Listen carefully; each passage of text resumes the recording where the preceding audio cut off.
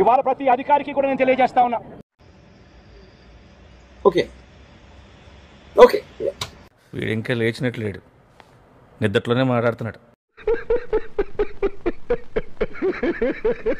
అరెస్టులు చేసి నెలలు జైళ్ళలో పెట్టే కార్యక్రమాలు జరుగుతూ ఉంది. నన్ను జైల్లోకి పంపించి నాకు అన్యాయం చేయకురా.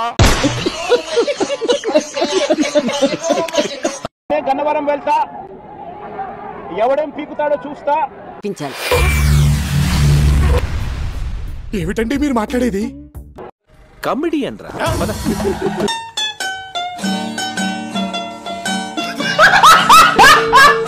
రేపొద్దున మళ్ళీ మా అధికారం వస్తుంది. కళ, నువ్వు ఇప్పుడు కల్లో ఉన్నావు కాక. నాకు ఆశ్చర్యం వేసింది, మొదట బాధ వేసింది, తర్వాత భయం వేసింది, ఆ తర్వాత నా మీద నాకే అసహ్యం వేసింది.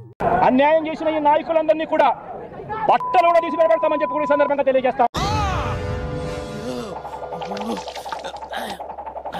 ఊరుకోండి నాన్నగారు, మరి ఆడాళ్ళ ముందు నా పరువు తీసేస్తున్నారు. చట్టం ముందు నిలబెట్టుగా చేస్తాం, బట్టలు కూడా తీస్తాం. కరెక్ట్ మనిషి దొరికావయ్యా. ఎవడిని వదిలిపెట్టేది ఉండదు.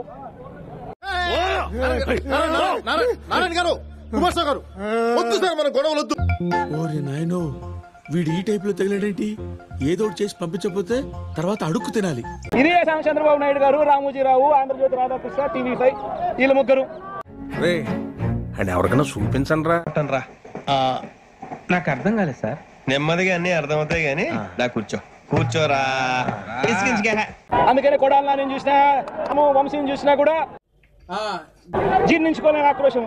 ఎందుకంటే చంద్రబాబు నాయుడు గారి కన్నా చక్కగా ఉంటారు కాబట్టి వీళ్ళిద్దరు. ఈ మూమెంట్ దొరికితే కాలు మొక్కినా తక్కువనే, ఎందుకంటే ఆ అందానికి ఆ పేస్ కార్డుకు మనం ఇచ్చే వాల్యూ ఎంత అండి? అది వాళ్ళ మీద బురద చల్లడం, వాళ్ళని ట్రోల్ చేయించడము సరదా, just for fun man. Yeah, నిజంగా ఇది ఒక మాఫియా రాజ్యం. నాకేంటి సంబంధం? మీనింగ్ లెస్ మాట్లాడగా ఏం నువ్వు మాట్లాడేది? ఒక మాఫియా సామ్రాజ్యం వీళ్ళంతా. వీడికి ఇంకా తగ్గలా.